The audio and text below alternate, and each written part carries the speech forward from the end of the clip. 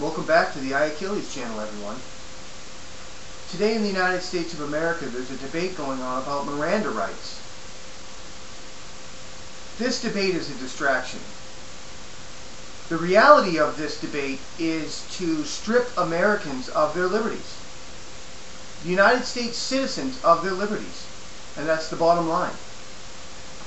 What they want to do with Miranda rights now is that if you are suspected of being a terrorist, funding terrorists, or anything along those lines, you can your rights can be taken from you, and you could be held without trial indefinitely, just for being suspected of being a terrorist or funding terrorism.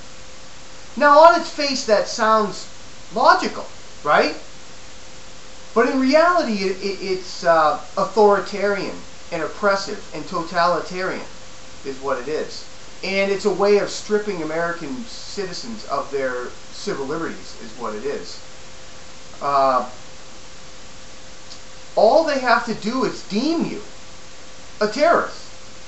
And that's a simple fact if this law passes. You don't have to be convicted as a terrorist. You just have to be deemed a terrorist. Now, the reformation process for this has already begun. On the mainstream media, you will hear them calling the Tea Party protesters anti-government. Do you understand the words? Anti-government. Homegrown terrorist. So they're going to strip American citizens of their civil liberties. Their right to remain silent. Their right to a lawyer, a speedy trial. These people are going to be able to be held indefinitely. So let me get this straight. If somebody, let me explain it. If somebody on the right wing, some right-wing crazy like Timothy McVeigh, bombs a building, and they find out that that person has participated in the Tea Parties or has given money to the Tea Parties, they can deem the Tea Parties a terrorist organization. And when they do that, anybody who's contributed to the Tea Party can also be deemed a terrorist and be held indefinitely. That's where we're going with this. Sounds radical, doesn't it? That's because our country is being run by radicals. Never should an American citizen be held indefinitely without being charged with something, without getting their Miranda rights, without seeing a lawyer, whether they're a terrorist or not. Now, if you are not a citizen of this country, that's a totally different animal. And you sit and you put a bomb in a car and you park it in New York City. If you're not a citizen of this country, you should not get your Miranda rights.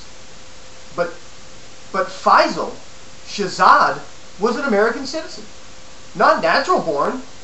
He immigrated here. He's an American citizen. He deserves Miranda rights. When you first grab this guy, I believe that you should be able to question him for a certain amount of time without this Miranda rights. I know this goes against what I'm saying, but for a short period of time, to get information out of him to prevent anything from happening. Now, that short period of time should be within the first 48 hours of capture. And you can interrogate this person to find out if there's anything else. But after that 48 hours, that citizen must be read his Miranda rights and given a lawyer. That's what I believe. Holding American citizens indefinitely is ridiculous because, like I said, they just have to merely deem you a terrorist. See, he was a terrorist, so this works for him. But we're talking about them applying this law to American citizens, part of the Tea Party movement. That's what it's about. That's what it's all about.